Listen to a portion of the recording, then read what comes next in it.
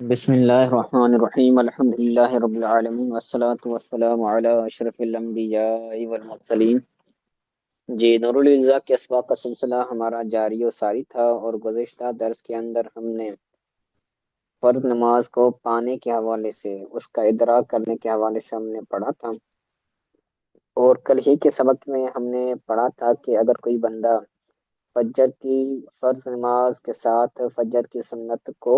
قضا کرتا ہے، یعنی فجر بھی نہیں پڑھی اور فجر کی سنت بھی نہیں پڑھی، تو اب اس کی یعنی فجر کی سنت اور فجر کا فرض دونوں اسی دن کے اندر زوال سے پہلے پہلے قضا کر سکتا ہے، وگرنہ صرف فرض ہی فجر کا قضا کرے گا۔ ٹھیک ہے، آگے مسئلہ ہے، کہتے ہیں وقود یا اسے آگے بیان کرتے ہیں، کہتے ہیں وقدا سنت ہو۔ اب یہ جو فعل ہے نا قدا، اس کو مفعول بھی مجہول بھی پڑھ سکتے ہیں اور معروف بھی پڑھ سکتے ہیں، جس طرح ترجمہ کرنا ہو تو اس طرح اس کو پڑھ سکتے ہیں۔ کہتے ہیں وقدا سنت التی قبل الظہر فی وقت ہی قبل شفعہ، بندہ سنت کو قضا کرے گا جس سنت کو اس نے ظہر سے پہلے پڑھی تھی اپنے وقت میں، قبل شفعہ اس کو پورا کرنے سے پہلے، یعنی جو ہم نے پہلے بیان کیا نا کہ ظہور کا فرض شروع ہو گیا اور ظہور سے پہلے اگر وہ سنت پڑھ رہا ہے تو سنت کو چھوڑ کر اب وہ فرض کے اندر شامل ہو جائے گا، تو اب وہ جو سنت پڑھ رہا تھا تو اب اس سنت کی، کیونکہ اس نے سنت کو چھوڑ کر اب ظہر کے فرض کے اندر شامل ہو گیا ہے تو وہ سنت اس کی رہ گئی، تو اب اس کو پورا کرنا اس پر واجب ہوگا، چاہے وہ نفل ہو چاہے وہ سنت ہو۔ اگر اس کو توڑا جائے، اس کو مکمل کرنے سے پہلے پہلے اگر اس کو توڑا جائے تو اس کو دوبارہ پڑھنا، اس کی قضا کرنا یہ واجب ہوتا ہے۔ تو اسی طرح ظہر کی وہ سنت جو پورا کرنے سے پہلے پہلے رہ گئی تھی تو اب اس کو بھی ظہر کے پڑھنے کے بعد سنت کی قضا کرے گا۔ اب آگے کہتے ہیں وَلَمْ يُصَلِّ الظُّهْرَ جَمَاعَةً بِإِدْرَاكِ الرَّكْعَةٍ، ایک رکعت کے پانے کی وجہ سے وہ نماز ظہر جماعت کے ساتھ نہیں پڑھے گا۔ اگر اس کو یہ اہتمام ہو کہ وہ سنت پڑھ رہا ہے اور سنت پڑھنے کے دوران وہ بندہ کیا کرے کہ سنت کو توڑ کر اب فرض کے اندر شامل ہو جائے، تو اب اس کے لیے یہ جائز نہیں ہے کہ وہ سنت کو توڑ کر ظہر کی آخری رکعت کے اندر شامل ہو جائے۔ کہتے ہیں لم یصلی ظہر، ظہر نماز نہیں پڑھے گا جماعت کے ساتھ ایک رکعت کو پانے کے ساتھ، بل ادرکہا فضلہا، بلکہ وہ جماعت کی فضیلت کو پائے گا۔ ٹھیک ہے، اب آگے کہتے ہیں وختلف فی مدرک الثلاثی، تیسری رکعت کو پانے والے میں اختلاف ہے کہ جو بندہ تیسری رکعت پا رہا ہے، پہلے تو آخر رکعت ہے نا، چاہے جماعت ظہر کی 4 رکعتیں ہوتی ہیں، تو چوتھی رکعت کے پائے گا تو جماعت کے ساتھ وہ بندہ نہ پڑھے، اگر پڑھے گا تو اس کو جماعت کا فرض ملے، جماعت کا ثواب ملے گا، لیکن بہتر یہ ہے کہ وہ نہ پڑھے۔ آگے کہتے ہیں وختلف فی مدرک الثلاث، تیسری رکعت کو پانے والے کے بارے میں اختلاف ہے کہ اگر کوئی بندہ ظہر کی تیسری رکعت کو پاتا ہے تو اب اس کے بارے میں اختلاف ہے، تو کیا اس کی جماعت کے ساتھ اس کی نماز ہوگی یا اس کو صرف ثواب ملے گا؟ اس کے اندر اختلاف علماء کا، بعض کہتے ہیں کہ اس کو پائے گا، اس کو پڑھے گا اور اس کو جماعت کا ثواب بھی ملے گا اور جماعت بھی اس کی پوری ہو جائے گی، اور بعض اس کے برخلاف فرماتے ہیں۔ ٹھیک ہے، آگے کہتے ہیں وَيَتَطَوَّعُ قَبْلَ الْفَرْضِ إِنْ أَمِنَ فوت الوقت، اگر وقت کے فوت ہونے سے امان ہو، اگر وقت کے فوت ہونے سے امان ہو تو ظہر کے فرض سے پہلے نماز نفل پڑھے گا، ظہر کے نہیں مطلب مطلق، کوئی بھی فرض پڑھ رہا ہے تو اب وقت کے اندر وسعت سمجھ رہا ہے کہ بہت زیادہ وقت ہے، تو اب کیا کرے گا وہ بندہ؟ نفل پڑھ سکتا ہے، نفل پڑھے گا، یہ تطوع قبل الفرض، فرض سے پہلے وہ نفل پڑھے گا اگر وقت کے فوت ہونے سے امان ہو، خوف نہ ہو، وَإِلَّا فَلَا، اور اگر ایسا نہیں، یعنی وقت کے فوت ہونے کا امان نہیں ہے، وقت کے فوت ہونے کا خوف ہے، تو فلا، تو اب وہ نفل نماز نہیں پڑھے گا۔ آگے کہتے ہیں وَمَنْ أَدْرَكَ إِمَامَهُ رَاكِعًا فَكَبَّرَ وَوَقَفَ حَتَّى رَفَعَ الْإِمَامُ رَأْسَهُ لَمْ يُدْرِكِ الرَّكْعَةَ۔ مسئلہ بیان کرتے ہیں کہ اگر کوئی بندہ امام کو اس حالت میں پائے کہ وہ رکوع کرنے والا تھا، راکعن، یہ حال ہے امام کا، کوئی بندہ امام کو رکوع کرنے کی حالت میں پائے،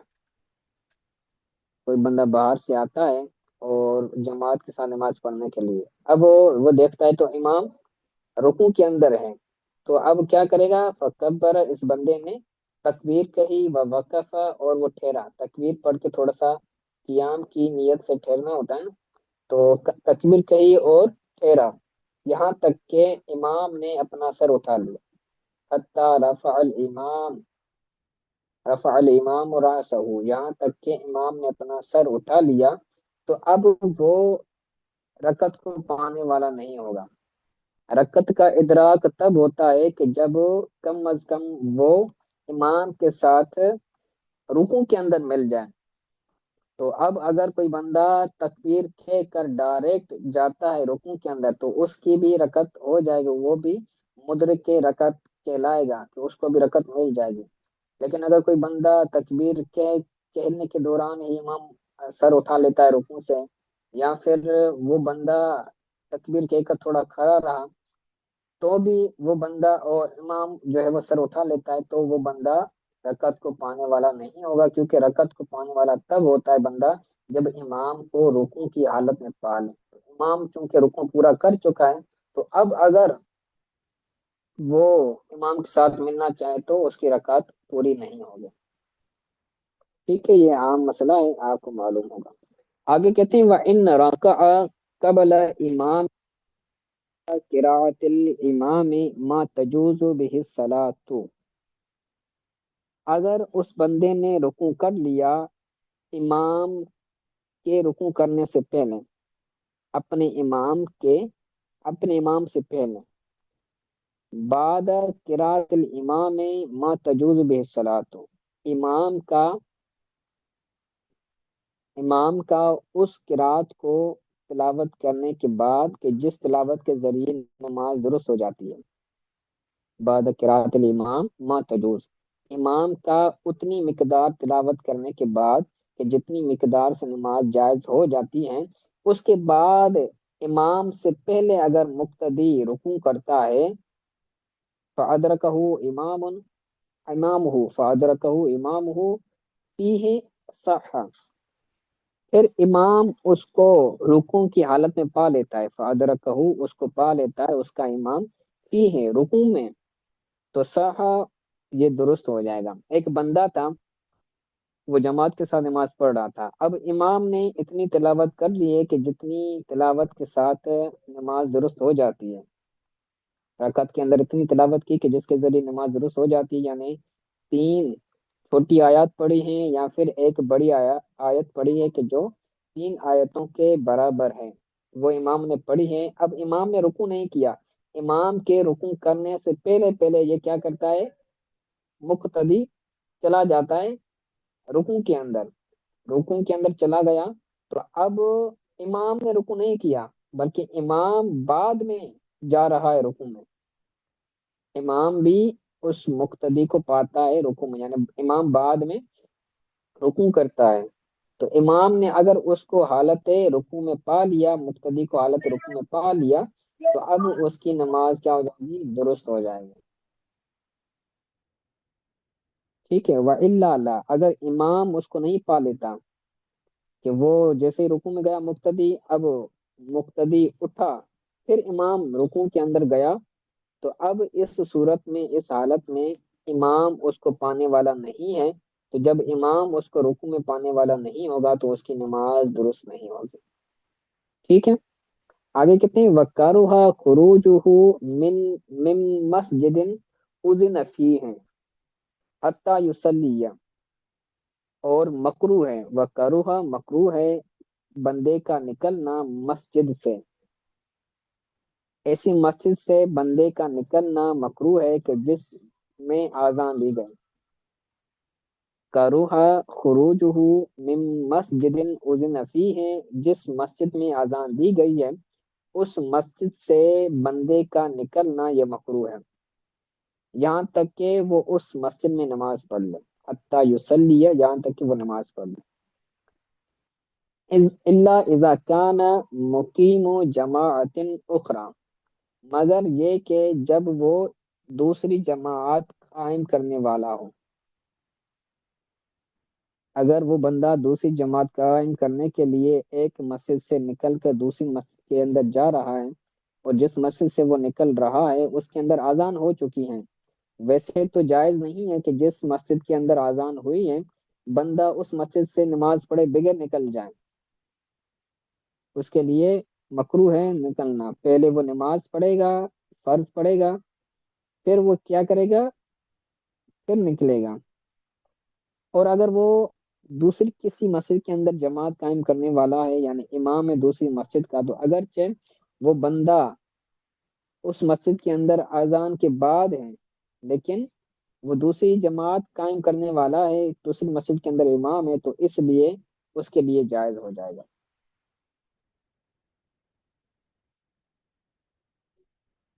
اس کے بعد کہتے ہیں وَإِنْ خَرَجَ بَعْدَ صَلَاتِهِ مُنْفَرِدًا لَا يَكْرُهُ، اگر وہ نکلتا ہے اپنی منفرد نماز پڑھنے کے بعد تو لا یکرہ، تو یہ مکروہ نہیں ہے، جس مسجد کے اندر اذان ہوئی ہے اس مسجد کے اندر وہ اپنی فرض نماز پڑھ کر وہ نکل جاتا ہے، اور وہ جماعت کے ساتھ فرض نماز نہیں پڑھتا بلکہ وہ اکیلا فرض نماز پڑھ کر نکل جاتا ہے، پر اس کے لیے مکروہ نہیں ہے، وہ یہ کر سکتا ہے۔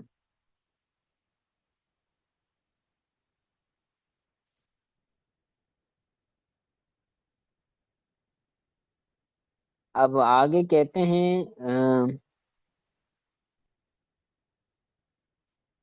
الا اذا اقیمت الجماعت قبل خروجہ فی الظہر، مگر یہ کہ جب جماعت کھڑی ہو، مگر یہ کہ جب جماعت کھڑی ہو اس کے نکلنے سے پہلے، ظہر میں اور عشاء میں، یعنی اب اگر اگر وہ بندہ ایسا ہے کہ جس نماز کے اندر وہ کھڑا ہے، جس مسجد کے اندر وہ موجود ہے، تو اس مسجد کے اندر وہ بندہ ظہر میں یا پھر عشاء کے اندر موجود ہے، تو اب اس نے اپنی نماز پڑھ لی ہے، منفردن اکیلے اپنی نماز پڑھ لی ہے، تو کیا کرے گا، اب وہ نکلے گا نہیں بلکہ کیا کرے گا، وہ ظہر اور عشاء پڑھے گا، اگرچہ اس نے اپنی نماز پڑھ لی لیکن پھر بھی وہ عشاء اور ظہر کی فرض نماز کے اندر شامل ہوگا،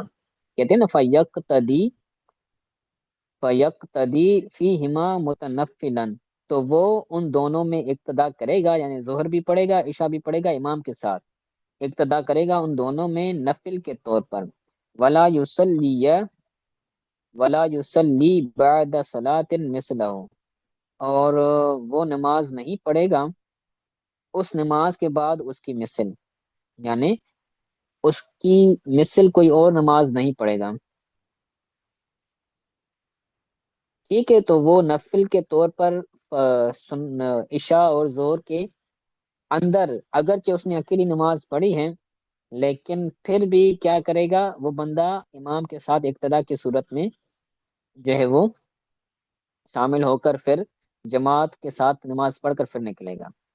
ٹھیک ہے، آج کے لیے اتنا سبق کافی ہے، اس کو آپ یاد کیجیے گا، آج کے سبق کے حوالے سے اگر کوئی بات سمجھ نہیں